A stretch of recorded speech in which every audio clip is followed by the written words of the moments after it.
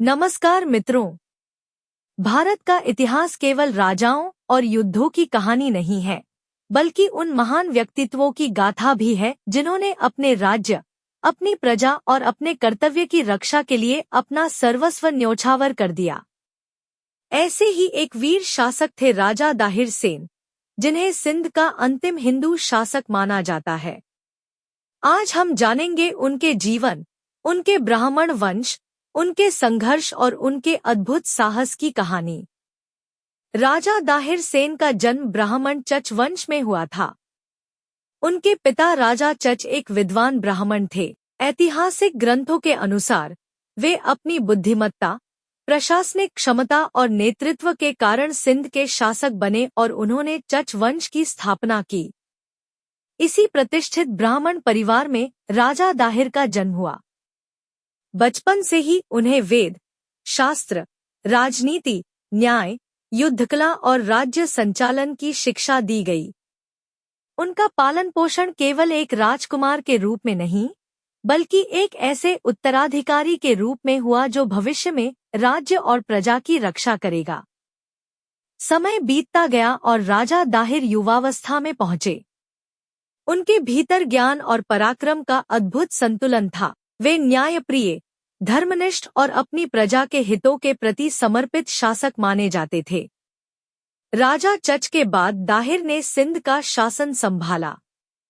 उस समय सिंध भारतीय उपमहाद्वीप का एक समृद्ध प्रदेश था।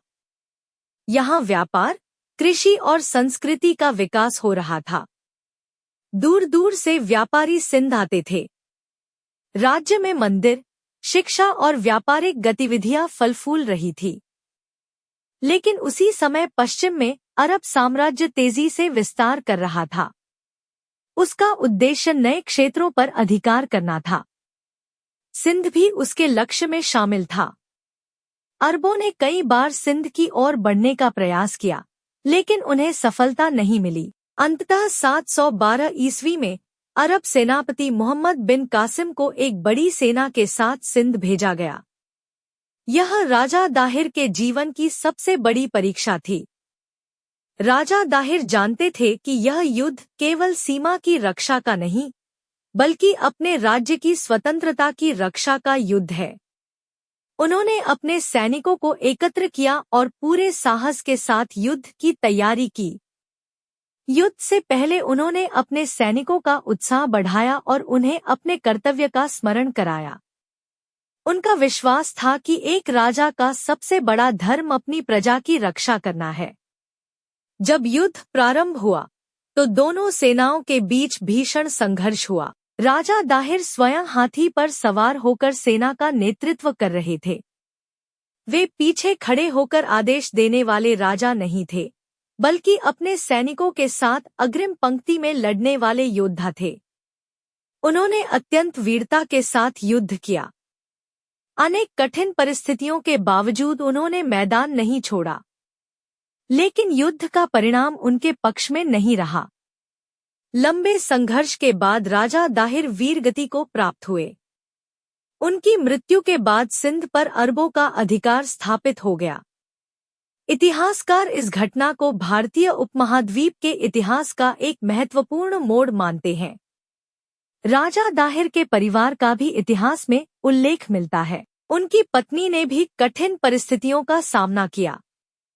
उनकी पुत्रियां सूर्य देवी और परिमल देवी का वर्णन कई ऐतिहासिक और पारंपरिक स्रोतों में मिलता है।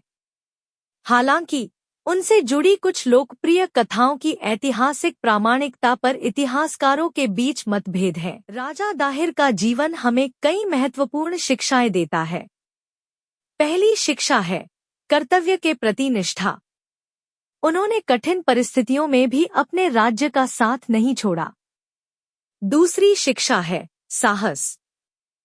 जब शत्रु संख्या और संसाधनों में अधिक शक्तिशाली था, तब भी उन्होंने युद्ध से पीछे हटना स्वीकार नहीं किया। तीसरी शिक्षा है नेतृत्व।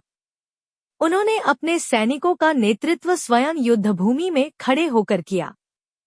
इसी कारण राजा दाहिर को आज भी अनेक लोग वीरता, कर्तव्य और आत्मसम्मान के प्रतीक के रूप में याद करते हैं। यह भी याद रखना आवश्यक है कि इतिहास को समझने के लिए विभिन्न स्रोतों का अध्ययन करना चाहिए। राजा दाहिर के जीवन से जुड़े मूल तथ्य, जैसे उनका ब्राह्मण चच वंश से होना, सिंध का शासक होना और 712 ईस्वी में युद्ध करते हुए वीरगति प्राप्त करना, ऐतिहासिक स्रोतों में व्यापक रूप से वर्णित है। वहीं कुछ लोकप्रिय कथाओं पर इतिहासकारों के अलग अलग मत हैं। आज जब हम राजा दाहिर को याद करते हैं तो केवल एक शासक के रूप में नहीं, बल्कि ऐसे व्यक्ति के रूप में याद करते हैं जिसने अपने राज्य और अपने कर्तव्य के लिए अंतिम क्षण तक संघर्ष किया। आइए हम उनके साहस, त्याग और नेतृत्व से प्रेरणा लें और अपने जीवन में सत्य, कर्तव्य और राष्ट्रप्रेम के मूल्यों को अपनाएं। जय भारत, जय सनातन संस्कृति, जय परशुराम।